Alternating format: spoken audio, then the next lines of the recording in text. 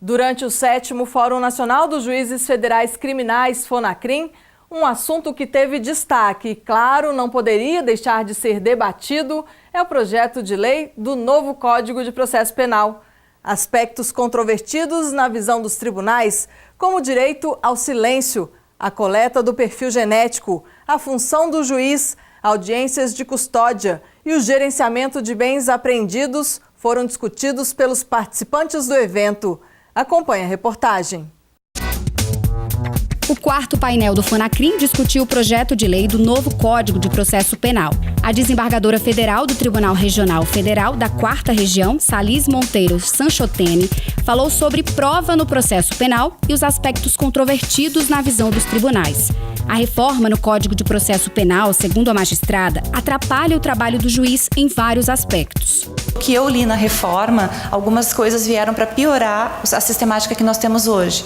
E toda a reforma ela deve vir para consolidar pontos que já estão pacificados, que o judiciário já deu a sua interpretação, e no caso que eu vou trazer para vocês hoje aqui, nós temos diversos pontos que já foram consolidados na visão dos tribunais superiores, e não obstante isso, a reforma está fazendo um reverso nisso, voltando a um período anterior que piora muito a atuação do juiz criminal. Salís Monteiro lembrou a conquista da Lei das Organizações Criminosas, que prevê o acesso direto do Ministério Público e da Polícia aos dados cadastrais dos suspeitos. Mas ela mostrou que o substitutivo não agrega à conquista.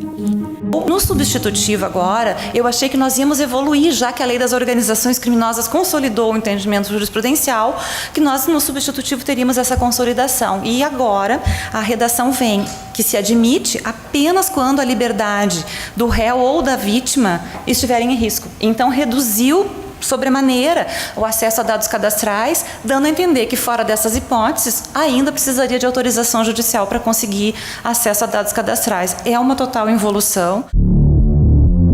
O juiz federal da 2ª Vara Federal Criminal especializada em crime organizado e lavagem de dinheiro e corregedor da Penitenciária Federal de Mossoró, Walter Nunes da Silva Júnior, trouxe para o fórum a temática do direito ao silêncio e a coleta do perfil genético de suspeitos de crimes, como elemento de prova.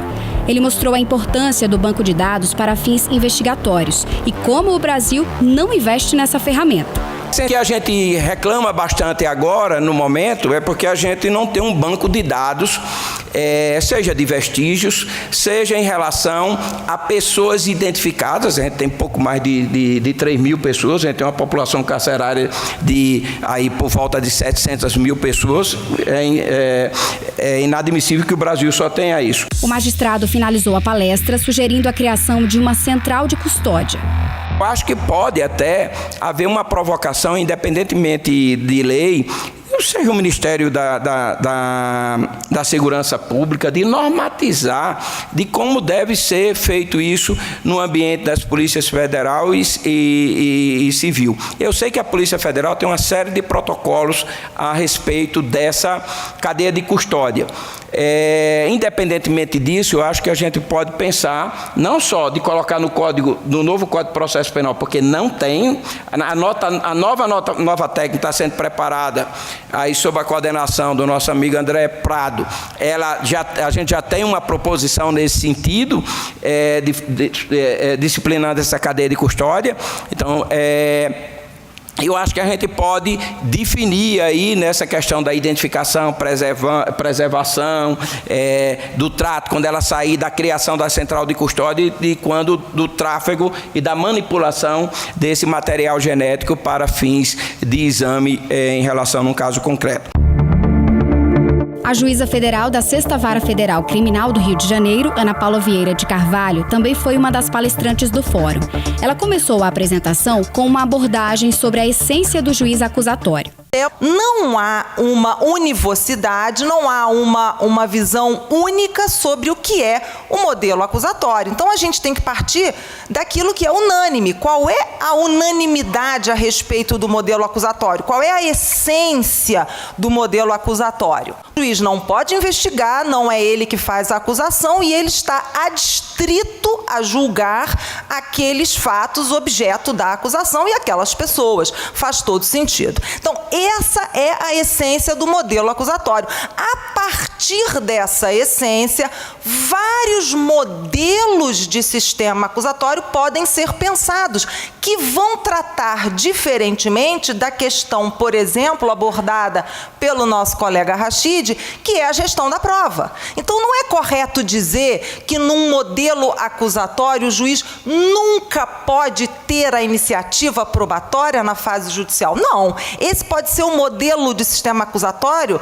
no qual você acredita, mas você não pode dizer que isso está na Constituição. Isso não é verdade. A magistrada trouxe o exemplo dos Estados Unidos, onde mais de 90% dos casos são resolvidos no juízo prévio. Será que o modelo adversarial americano é mais garantista do que o nosso?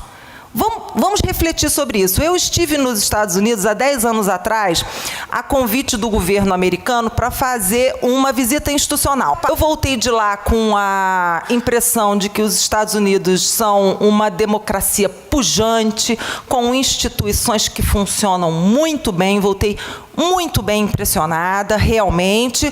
Porém, a justiça penal americana, a meu ver, não merece ser copiada por nós. A nossa funciona muito bem. A audiência de custódia na reforma do Código de Processo Penal foi tema da palestra da juíza federal substituta da 22ª Vara Federal com competência criminal de Porto Alegre, Cristina de Albuquerque Vieira. A magistrada lembrou que, por lei, o preso, após a prisão em flagrante, deve ser apresentado ao juiz sem demora. A audiência de custódia é uma audiência de garantia, né? E se a garantia, e a garantia existe para proteger o detento, e se o detento está entendendo que a garantia dele está sendo afetada de alguma forma, por certo que essa audiência deve ser feita. Agora, se o detento, que é o destinatário da garantia, entende que a conversão do flagrante em preventiva sem audiência de custódia não afetou a garantia dele, então realmente não há necessidade de fazer. A juíza concluiu, reforçando que, embora seja indesejada pelos magistrados, a audiência de custódia é importante para o preso. A justiça se torna mais humana, porque ela se aproxima do detento e ela presta a jurisdição como deve ser individualmente o princípio da individualização da pena, não lá só na hora da sentença, mas um princípio de individualização da prisão antecipada, um princípio da individualização da fundamentação. O juiz federal substituto da 35ª Vara Federal com competência criminal de Belo Horizonte, Rodrigo Pessoa Pereira da Silva, trouxe para o evento uma abordagem sobre o gerenciamento dos bens apreendidos. Nós podemos perceber durante as ações da ENCLA que os leiloeiros mais profissionalizados, eles têm total estrutura para fazer toda essa atividade. Eles têm sistemas de informática, sites muito bem desenvolvidos, eles têm pátios. Tinha até um leiloeiro de Belo Horizonte que ele estava acabando de montar um pátio de praticamente 1 milhão de metros quadrados, com capacidade para mais de 1.000 veículos. No Sul também a gente fez algumas reuniões com associações de leiloeiros, então eles têm uma estrutura extremamente profissional. Rodrigo Pessoa disse que é necessária uma revisão dos critérios de avaliação dos bens de pessoas investigadas e opinou sobre alienação antecipada. A alienação antecipada é uma medida de preservação do patrimônio do investigado ou do acusado. Porque quanto mais cedo aquele bem, se transformar em dinheiro e ficar à disposição esse dinheiro, do juízo para dar a destinação final, melhor para todo mundo, as perdas serão menores.